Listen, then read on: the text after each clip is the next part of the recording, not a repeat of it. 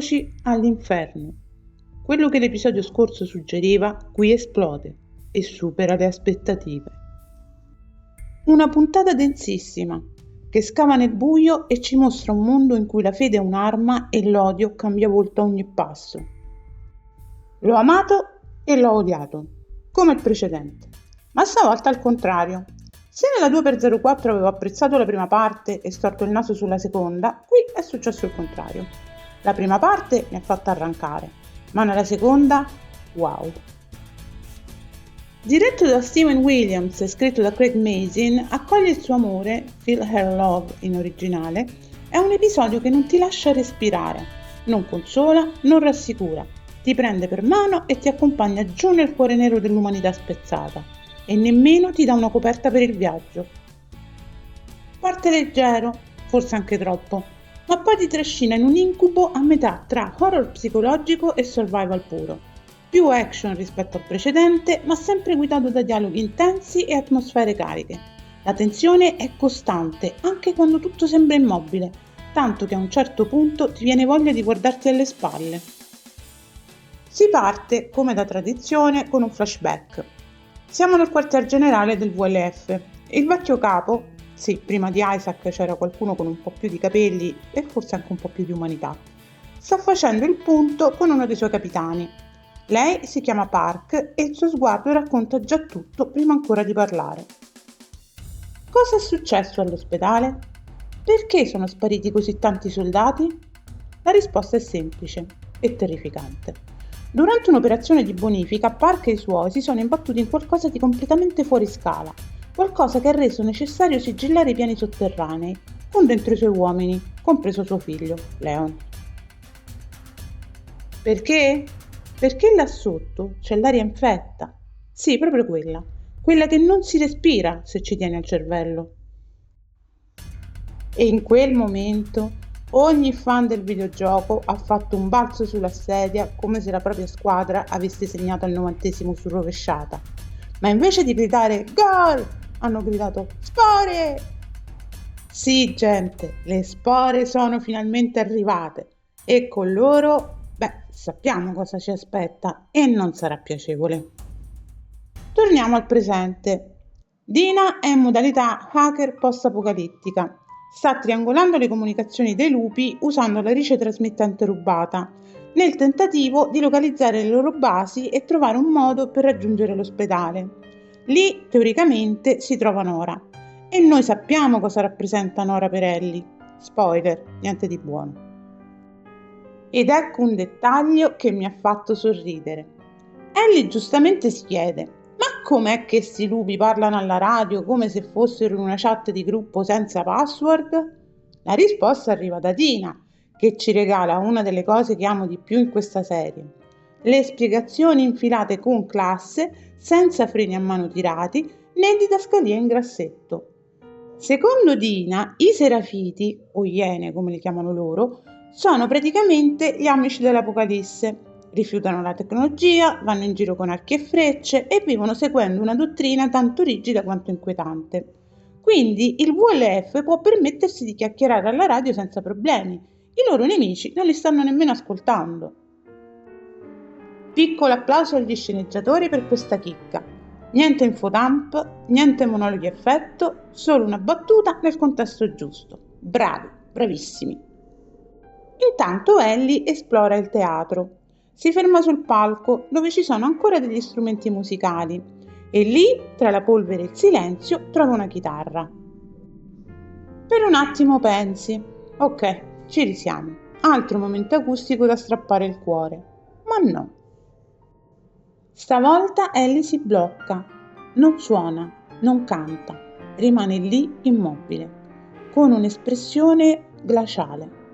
Non è solo tristezza, c'è qualcosa di più cupo, un vuoto che ha smesso persino di fare rumore.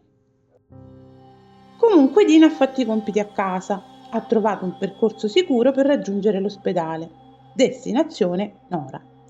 Le due si rimettono in marcia, attraversando una zona relativamente tranquilla, ma sappiamo tutti che relativamente tranquilla in The Last of Us vuol dire preparati al peggio. Ah, e Shimmer? Che fine ha fatto?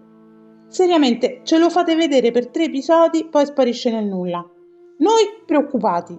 Dateci aggiornamenti, magari un tracking shot solo per lui, qualcosa. Intanto, mentre si dirigono verso l'edificio scelto per evitare le pattuglie, ecco che parte un dialogo che, lo ammetto, mi ha fatto un po' storcere il naso. Dopo aver trovato un mucchio di iene massacrate, Dina si sente male. Ellie la guarda, le si avvicina e inizia letteralmente a frignare. Non ti dovevo portare, se vuoi torniamo a casa. Scusa, come? No, aspetta Ellie, torniamo un attimo indietro. Già ridi troppo e sei un po' troppo serena e allegra. E adesso te ne esci con un torniamo a casa? Ma che diavolo sei partita a fare? E la tua vendetta? Dove è finita la Ellie furiosa accecata di vendetta del gioco? E il punto è che qui, paradossalmente, è Dina quella con più fuoco dentro. È lei che tira fuori il trauma. La morte della madre e della sorella per mano di un bandito quando era solo una bambina.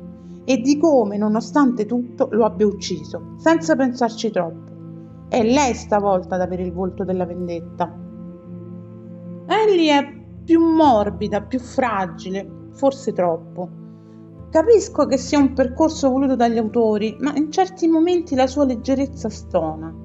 E no, non sto dicendo che voglio la macchina da guerra a tutti i costi, ma almeno un po' di coerenza, visto che in teoria ha attraversato il paese solo per andarsi a vendicare. Ellie e Dina riescono a intrufolarsi nell'edificio apparentemente non sorvegliato dai lupi. Tutto fila liscio, fino a quando non fila più per niente. Perché? Perché l'edificio è infestato, e non da 2 o 3 clicker spaesati, ma da un'intera comitiva di stalker. Vi ricordate la 2x01? Quello che avevamo battezzato l'infetto intelligente? Ecco, ora immaginate un esercito di quelli. Sì, proprio un bel pensiero. Le due cercano di combatterli, ma la situazione precipita in fretta. Siamo a un passo dalla tragedia quando, bam, arriva lui, Jesse, con la tempistica perfetta del supereroe Marvel e l'effetto sorpresa di un cecchino coreano. Lo ammetto, la mia reazione emotiva è stata «Sì, Jesse!», ma subito dopo la parte razionale del cervello ha detto però questo ingresso è un po' troppo da film action anni 80, tipo Schwarzenegger salva tutti e poi fa una battuta sarcastica. Però dai, è Jesse. E Jesse ci piace. Ce lo facciamo andare bene anche così, con un piccolo applauso interiore e un bentornato fratello. Ovviamente, dopo il teatrino con gli stalker e l'entrata in scena alla Fast and Furious di Jesse, gli spari hanno fatto da invito ufficiale per il VLF. E infatti eccoli, armati fino ai denti e con la mira, quella dei soldati imperiali di Star Wars. Cioè sparano tanto, ma colpiscono niente. Ellie, Dina e Jesse scappano in un parco e qui succede una cosa interessante. I lupi si fermano, non osano entrare. Perché? Comunque intercettiamo un dialogo che sembra scritto apposta per dare ragione a Dina. Non sono serafiti, sono armati. Intanto Jesse ci spiega che non è venuto da solo. Lui e Tommy sono partiti con un giorno di ritardo rispetto a Ellie e Dina per andarle a riprendere. Arrivati a Seattle si sono divisi e Jesse è riuscito a trovarle grazie alla mappa lasciata nel teatro. Mettete un bel segnalibro mentale su questa cosa della mappa che tornerà utile più avanti. Il piano è semplice. Ricongiungersi con Tommy la mattina dopo e tornarsene a casa. Facile, pulito, sensato. Ma Ellie dice no. Ma come? Mezz'ora fa stavi frignando perché Dina è incinta e volevi riportarla a Jackson col primo Flixbus. E adesso non vuoi più tornare indietro. Il momento di respiro è breve. Scopriamo che il motivo per cui i lupi non entrano nel parco non è l'eventuale presenza di infetti, ma le iene. E non è solo zona sacra, è anche zona rituale horror medievale. I tre si imbattono in un gruppo di iene intenti a espletare il loro passatempo preferito, impiccare gente e poi aprirla come una busta delle lettere. La scena è disturbante al punto giusto, ma anche qui la tensione è interrotta. I nostri eroi vengono scoperti. e zac, Dina si becca una freccia nella gamba. Allora, piano d'emergenza, si dividono. Jessie porterà Dina in salvo, mentre Ellie si offre di attirare le iene lontano. Perché sì, Ellie è pur sempre Ellie, e se non fa almeno una cosa da kamikaze da episodio non è contenta. Dopo aver seminato le iene, Ellie si ritrova a 2 passi dall'ospedale. Così entra da sola e trova Nora. Così. Cioè, ci saranno 10.000 stanze, corridoi, reparti, ma lei entra e zac, trova proprio lei. Vabbè, sospendiamo l'incredulità. Ellie la affronta, è armata, minacciosa e finalmente, cominciamo a vedere il gelo della vendetta, altro che fuoco. Qui Ellie è una lastra di ghiaccio con lo sguardo di un cobra. Ma Nora fugge, dà l'allarme e via che si scappa di nuovo. E qui, di nuovo, Ellie si salva grazie alla solita mira da fiera campionaria dei lupi e, diciamolo, ha una discreta plot armor. Ma ci sta, è narrativa, baby. Nora però finisce male. Nel tentativo di fuggire precipita ai piani inferiori con un ascensore rotto. Ora, lavora in ospedale. Possibile che non sapesse che quel piano era chiuso? Va bene, dai, lasciamogliela passare anche stavolta. Ellie cerca di spararle e fallisce. Anche lei, come il resto del cast, potrebbe tranquillamente lavorare per Darth Vader. Poi la rincorre fino al seminterrato, infestato dalle spore, e indovinate un po', nessuno la segue, perché il VLF ha paura delle spore. È già la seconda volta che si salva così, un filo ripetitivo, ma visivamente una goduria. Quel seminterrato è puro fanservice per chi ha giocato. Corpi inglobati dal cordyceps, ambiente putrido e silenzioso, tensione da survival horror e poi Nora, infettata allo stremo. Ed è lì che succede la svolta. Nora capisce che Ellie è immune. Le dice quello che ha fatto Joel e Ellie non si scompone. Anzi, sembra già sapere tutto. O forse sta bluffando? Ma ora non conta più. Quello che importa è il cambiamento. Ellie diventa la vendetta. Bella Ramsey in un solo sguardo tira fuori un'intera nuova versione del personaggio. Fredda, tagliente, animalesca. E quando capisce che Nora non parlerà, prende un tubo metallico, che sembra una mazza da golf, fate voi 2+2, e boom! Vendetta servita, cruda e feroce. È spietata, è selvaggia ed è Ellie. Cambio scena. Silenzio. Ellie si sveglia in un letto. Qualcuno bussa alla porta. E qui la voce è Joel. Fine episodio. Bam! Cuore spezzato e occhi sgranati. Ci aspetta un flashback e probabilmente uno di quelli che non si dimenticano. Questo episodio è il punto di non ritorno. Il confronto con Nora è un pugno allo stomaco. Ellie affonda nel fango morale della vendetta e ne esce insanguinata. Letteralmente. Nora, seppur secondaria, ha un peso enorme. Il suo silenzio urla e la serie ci costringe a chiederci: quanto costa vendicarsi? E soprattutto, ne vale la pena?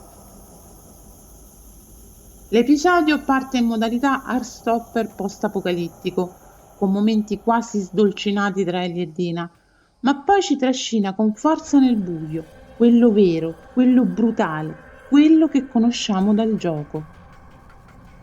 La regia lavora benissimo, con luci basse, spazi claustrofobici, silenzi che fanno più rumore di qualsiasi urlo.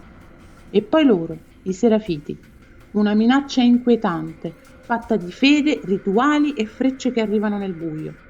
Quel bosco sembra uscito da un incubo folk horror alla The Witch, esteticamente ipnotico e terrificante.